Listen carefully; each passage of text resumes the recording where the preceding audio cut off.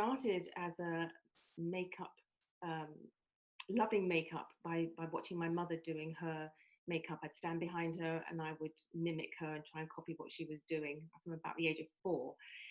Always wanted to do makeup, but wasn't old enough to get into the BBC, which was considered to be the best training around at that time in England, and that's where I'm from. So I went into retail and I was learning about the products and how to use them and what they did. And I was also attending evening classes in film and TV makeup. When I became eligible, I applied to the BBC along with 2,000 other applicants and was one of the 10 lucky people to be accepted. There we trained learning all about wigs, wig styling, all periods, every period you can think of. We also learned how to build and prosthetics and how to apply them and paint them. And same with facial hair, how to make facial hair and then how to look after it and style it, all the different styles and periods of that, along with various fashion makeup, everything to do with makeup that you can think of. We also learned cutting and hair coloring, because in England we do both hair and makeup, and some other places around the world too, they do both hair and makeup. Here in BC, we do either hair or makeup, we have to choose. But now you can get a second category in our union, so I do have a second category in hair too. So I went to the BBC, I did a 2-year apprenticeship, and then stayed on for 11 years working on all kinds of drama productions and contemporary musicals, all a wealth of different productions, which really gave me a good grounding. So that was exciting. And I've left after 11 years to go freelance and started working on feature films, also commercials and fashion products, music videos, and I've worked all over the world in, as Darlene said, in Africa and Hong Kong and all over Europe. I also work as a personal makeup artist, as you know, as she said, with Halle Berry. We've been together for 18 years now and worked on some amazing productions with her. I'm about to start another one in September, actually, in Montreal. That's taken me to all different places and all different characters. But it's not all about the glamour. Yes, there's a lot of glamour involved and we get to meet the stars, but it's also long hours. We work in extreme conditions, in extreme heat or extreme cold, very, very early mornings or all the way through the night. But it's a lot of fun and it's very rewarding. If it's your passion, then all of that goes out the window. It's like I said, it's a lot of fun. Now, you need to be creative, artistic, outgoing, very adaptable, and you need to be prepared to learn. You never stop learning. I never stop learning. I learn from my colleagues, my peers, and if you think you know it all, then that's the time to stop. So be open to be learning. If this is a career for you, then I would suggest going to a reputable makeup school, one like Blanche MacDonald or the Vancouver Film School. They're excellent and will teach you all aspects of everything you need to know and give you a really good grounding for what you need to be in the film and television industry. After you've done the course, you can apply to 891, IATSE 891, but I do suggest that you try and, again, work in retail, try and work on theatre productions, indies, that's independent films, for those of you that don't know. Get as much as you can of a wealth of knowledge and interest. And you need to get your days, as we call it, to get your application in for the union. And you need 200 days if you've come from a makeup school, and 300 if you haven't, and you need to have those working on a set of some kind. And also collect pictures of everything you can think of: older people, bruises, wounds, all the different stages if possible. If you see someone that's got a bruise or a cut, ask if you can take pictures, and take those pictures every day and build up a portfolio of pictures for yourself, and then practice on your friends, on anyone you can wrangle to sit still long enough, and take before and after pictures, and that becomes your portfolio to present when you apply to the union and continue throughout your career. I still keep pictures of bruises and so on and so forth.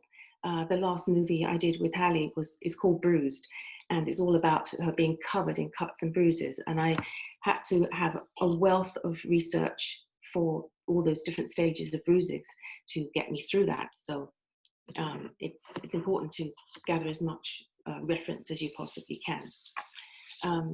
Once you get into the union, you'll come in at the entry level, which is a permittee, and then you become a second assist, and then work your way through to becoming a first assist, and then head of department or designer. So as a second assistant permittee, you will be working predominantly with the background. That's we say BG.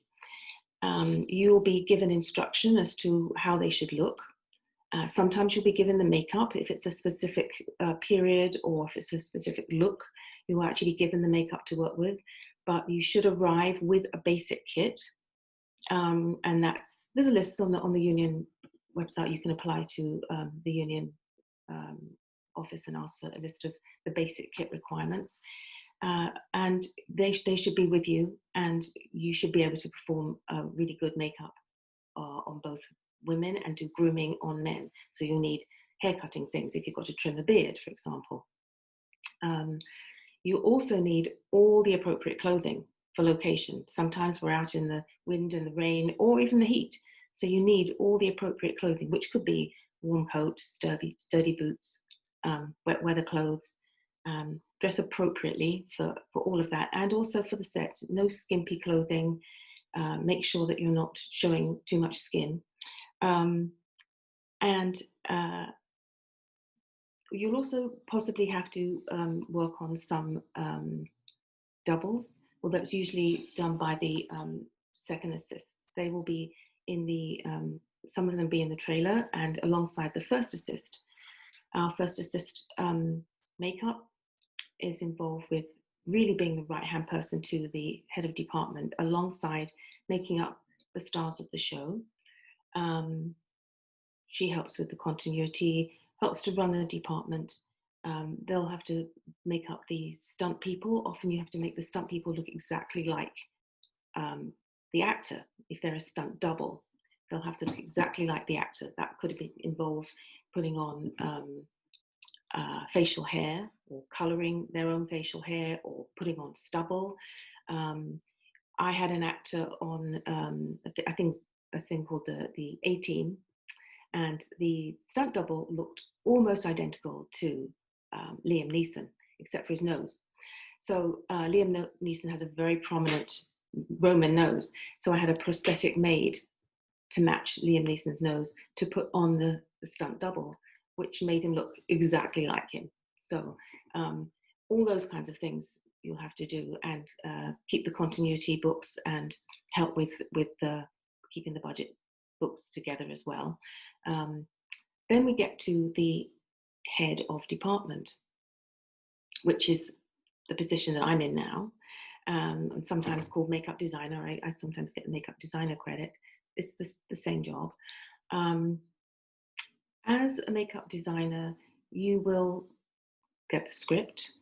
You'll do what we call a breakdown, and that involves going through the script. I like to highlight all the cast members that are in every scene, and then any description there is to do with if they've what they look like.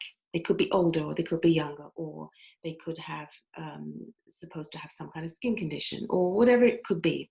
Highlight all of that if there's a description in the script. Also, anything that may happen in the story. They get beaten up, for example. So I make a note of what kind of wounds they would have.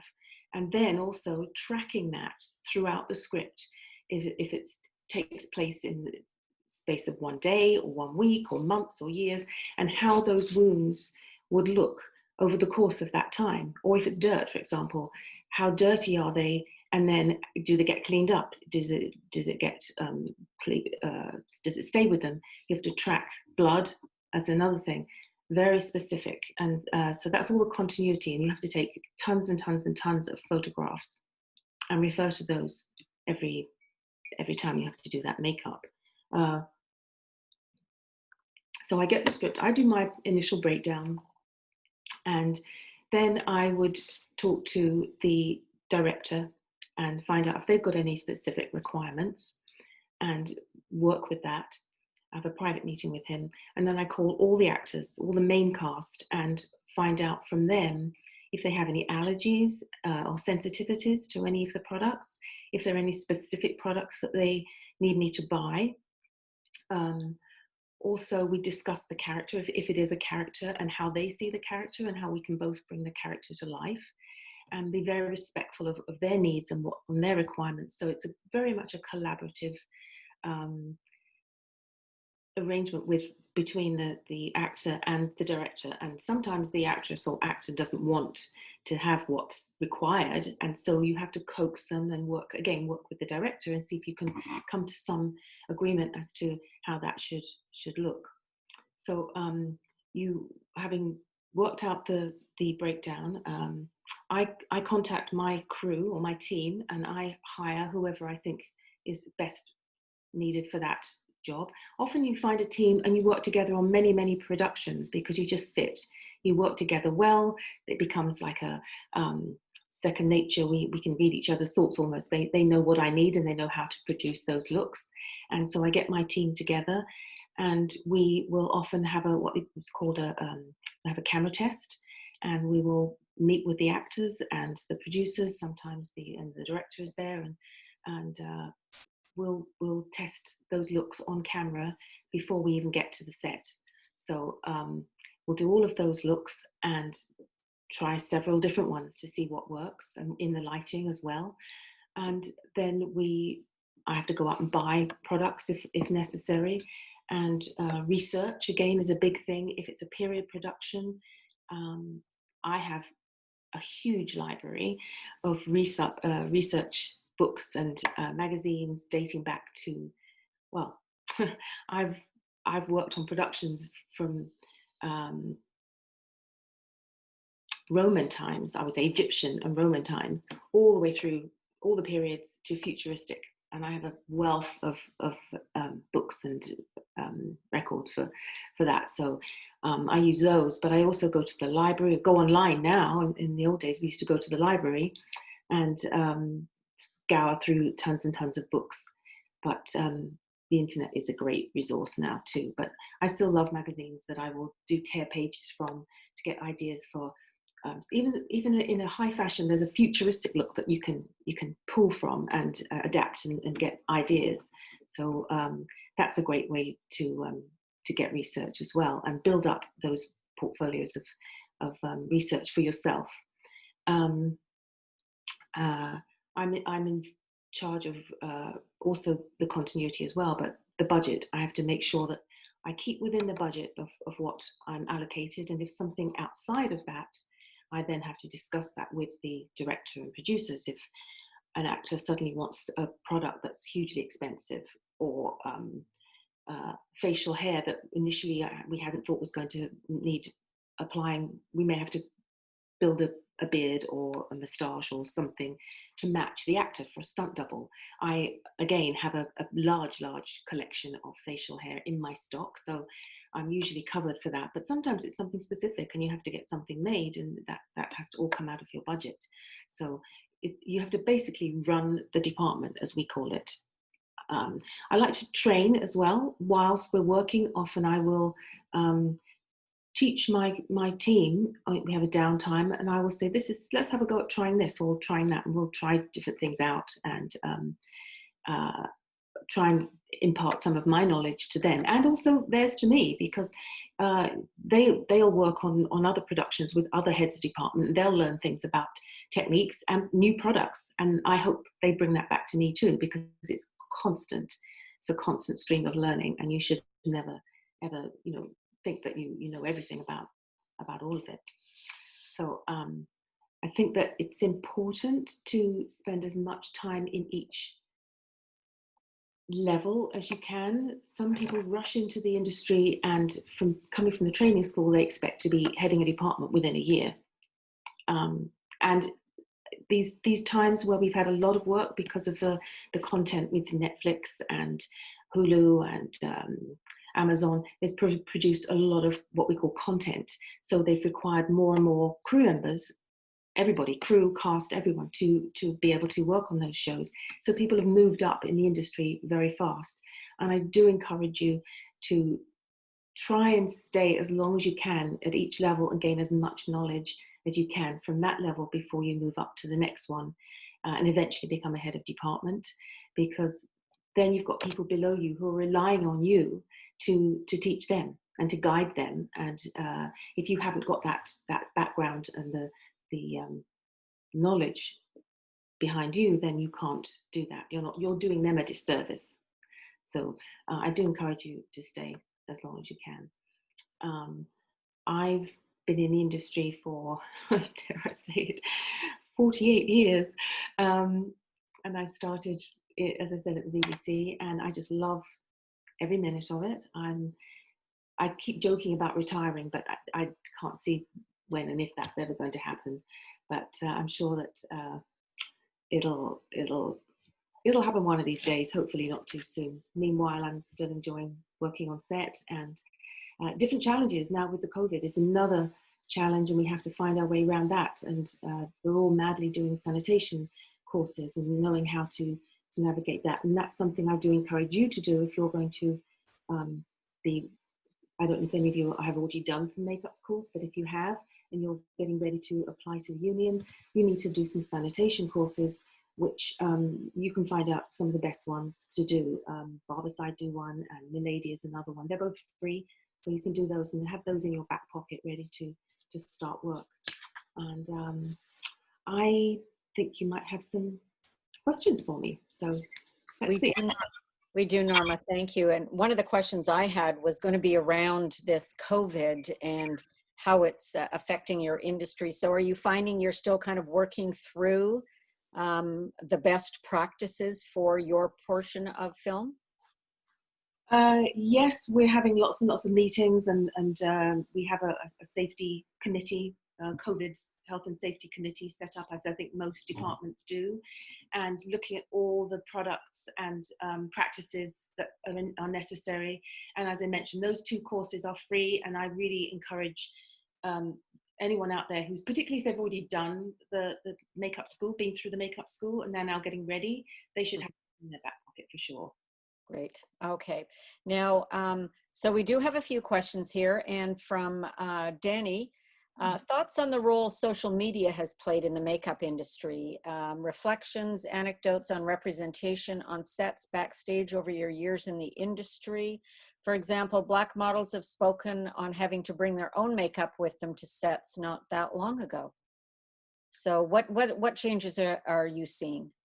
Yes. That has been something that's really bothered me, that so often I've had a person of color sitting in my chair who sometimes they don't want to be touched, even by me, because I'm a person of color, because they've had such bad experiences. And it's unforgivable. And I think both hair and makeup need to step up and take some courses and learn how to do it. I'm looking to do some in the future myself. I've been asked to teach a course for people of color, but there are others out there. Just make sure that you don't do. Be careful when you go to Instagram, for example, because there's an awful lot of misinformation. We call it the Instagram face, both for people of color and also for Caucasian skins. That Instagram face with the big heavy lips and the eyebrows and things, that doesn't work on film. Right. Okay for the fashion world, but that does not work on film. So be careful about the kind of courses that you do. Understood.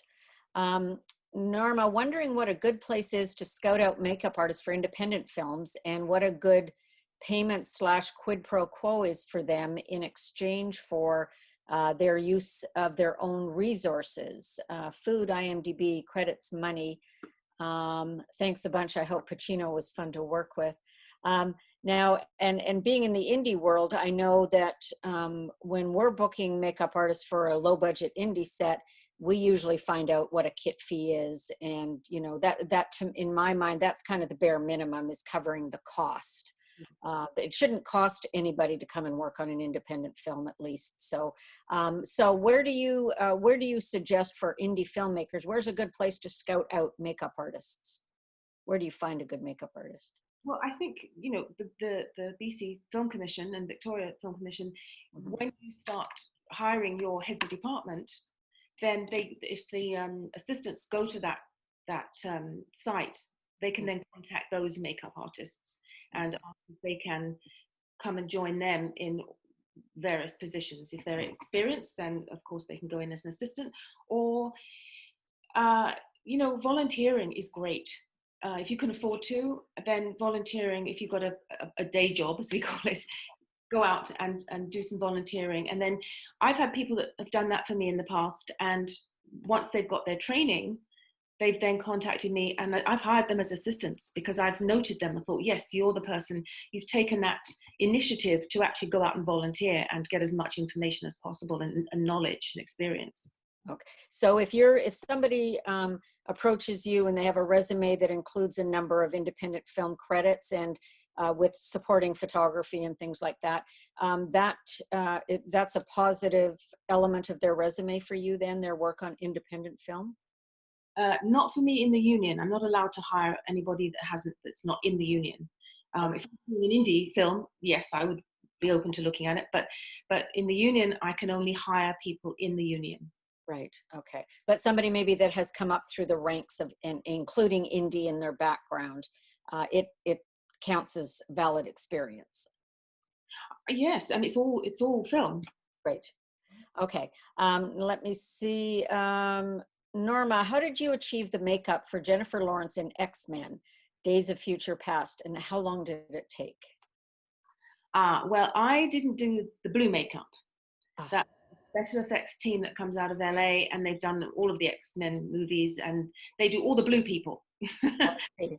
So I did her beauty makeup. Okay.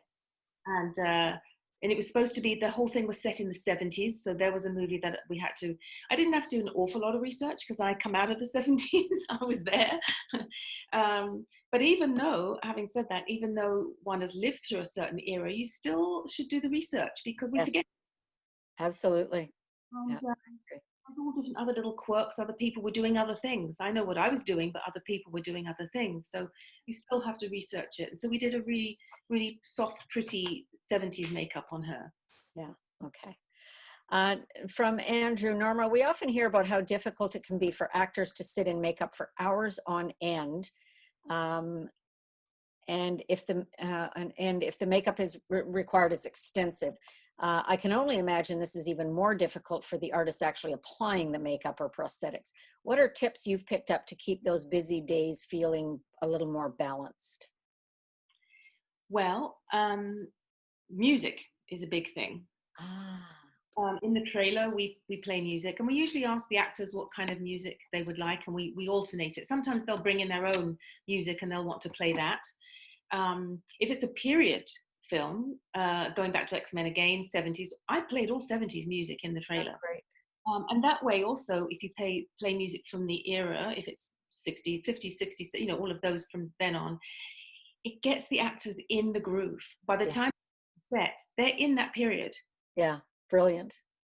Because they've been hearing it. So that's a big one. And it's very difficult to work in silence. You know, you need a little bit of something in the background, and and it calms everybody. It's a good route to go. Yeah, great. Steve asks, what look has been the most difficult for you to emulate, and how long did it take to do it? The most difficult. Well, there's been several actually, and that's usually prosthetics. I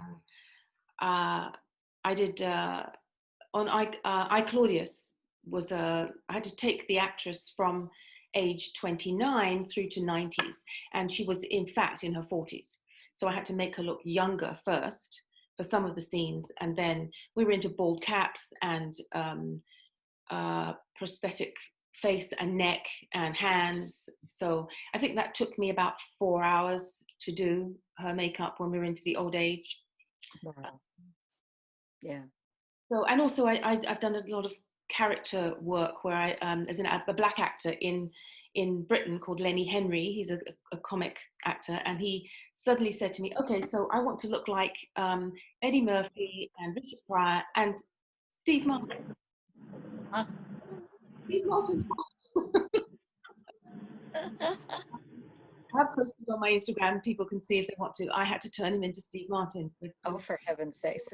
full cover prosthetics, whole head prosthetics, lips, everything, and the white wig, which Steve Martin had that white. Sorry, Norma, I don't know if it was the same for the other, for attendees, but you cut out a little bit there. So who did you have to make up to look like Steve Martin?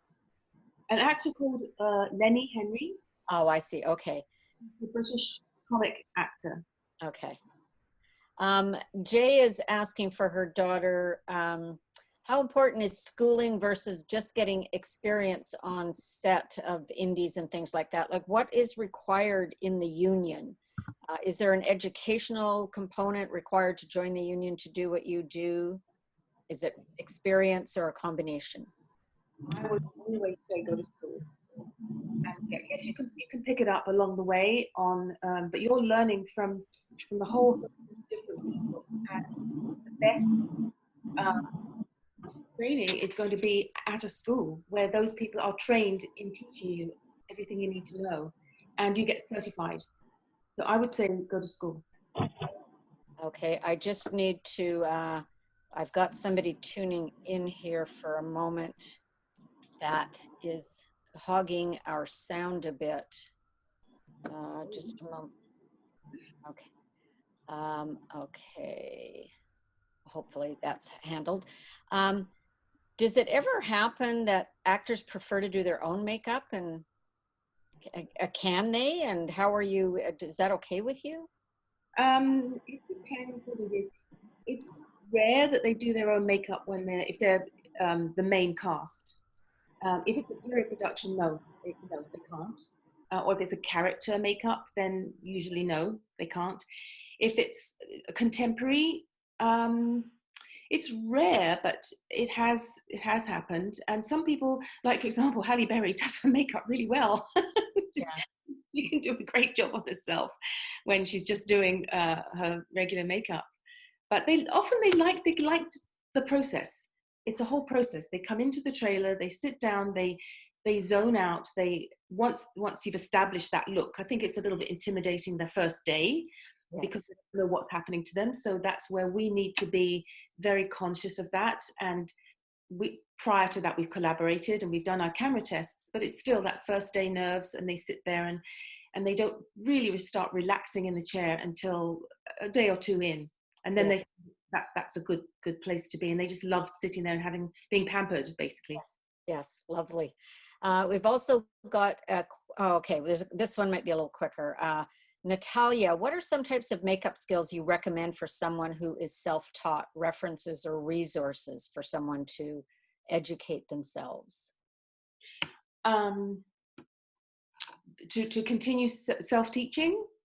Oh, they just said some makeup skills you recommend for somebody who is self-taught. Where can they learn? Well, okay, if they're self-taught, they need to know, well, again, back to the person of color, they need to hone their skills with that now that's come right into the forefront, and that's very important. Aging, they can take photos of family members or even photographs from magazines or online, and find someone that's a little younger than the picture they've got, and then try and copy that to age them up. Okay. And also wounds, learning how to do a wound and through all the different stages of the wound. Again, copying as much as you can to the picture.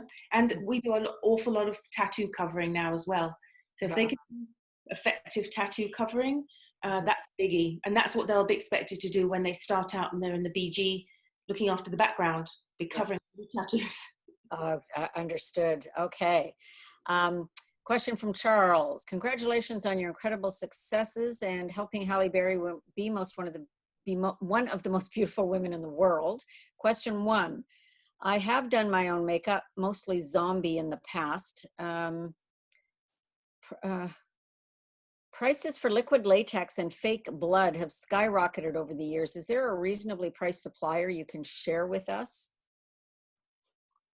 I would go to the art suppliers, Art suppliers. Okay. as opposed to beauty supply, Mhm. because they will have a very basic latex. We have the refined ones that are colored for sometimes skin toned and that kind of thing. But if you just want to try the very basic latex, you can probably get those from Opus, somewhere like that. Because there's some, okay. I'm not sure I understand. Is there a safe way to clean white cosmetic contacts of fake blood to return them to their original white color? Ooh, that's not a question that I can answer. I would talk to an optometrist for that. Yeah. Good. Yeah, good answer. And you should never be. We don't put fake. We don't put contact lenses into any cast. We always have to have a lens tech on set to put them in and take them out. Oh, We good. never do that because it's such a delicate area that's open to all kinds of infection, and we cannot risk damaging someone's eyes. We have to have a lens tech on set to do that. That's very smart. Yes. Tracy's asking, do you require model releases? Oh my gosh, we have a lot of, we're not going to be able to get to all the questions today. Do you require model releases for when you take photographs of your clients? Well, I just take photos on set, so they're in character. So I don't have to get releases for that. No. Okay. Norma, how is your time? Are you okay to stick with us for a few minutes to, No, okay. no. We have our next panelist coming on at 3:30, and as long as you're okay to stay, Yeah, great, thank you. What's your favorite makeup chair scene? makeup chair seat Makeup, it's the exact wording. What's your favorite makeup chair scene? or chair story, maybe. I'm not sure. I don't know.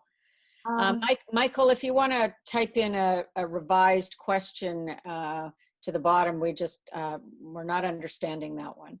Norma, what's your Instagram? well, my name is now. It was Norma Hill Patton actually, and it's as of a couple of days ago. It's now Norma Patton Lowen, my remarried name. Okay, Norma Patton Lowen. It's Norma underscore. I think when you put in a space on Instagram, it comes up as an underscore. So Is it? Okay. Norma underscore Patton underscore Lowen. Loewen. Lowin. Lowin. Good. I'm glad I caught that.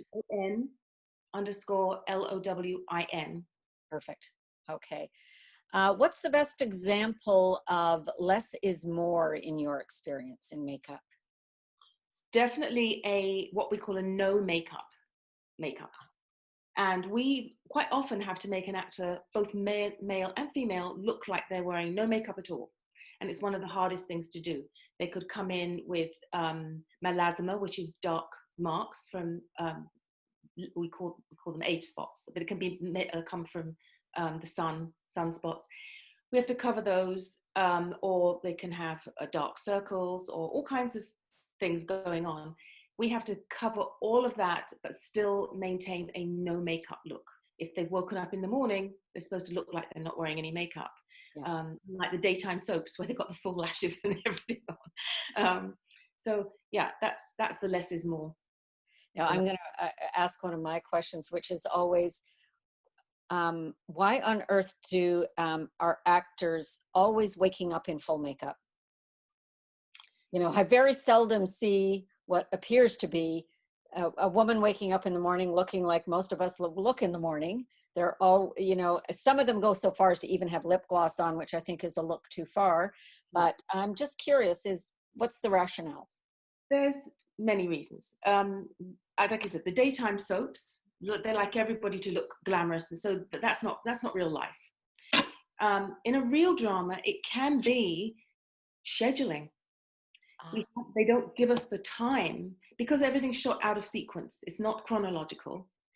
And so if we don't have the time to take it all off and then put it all on again for the next scene, which could be happening literally, they could have a bedroom scene, just waking up and then going into a full-on makeup during the day or whatever.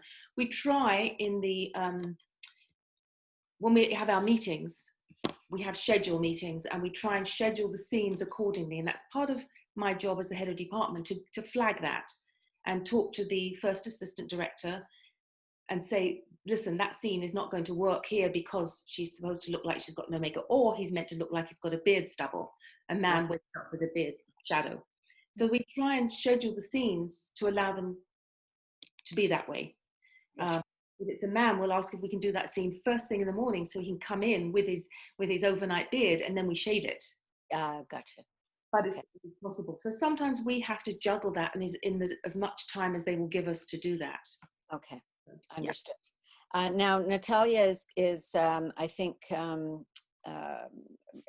in her earlier question, she's saying she means for someone to learn some skills, either to teach themselves or find someone to teach them. Where does an aspiring makeup artist go? I mean, are there great YouTube artists? You mentioned the schools, Blanche McDonald and Vancouver Film School. But is there a place where somebody that may have a talent for it can learn themselves, maybe without having to put out the money for school? I'm guessing is what she's looking for.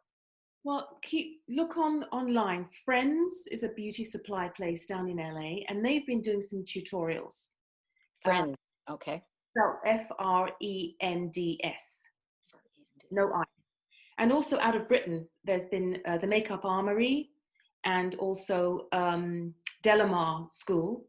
They're both makeup schools, and they've been doing several online tutorials. Yeah. So some of those kinds of things. Yeah. Great. And I think our final question before we get to let you go is, did you work on Frankie and Alice in 2010?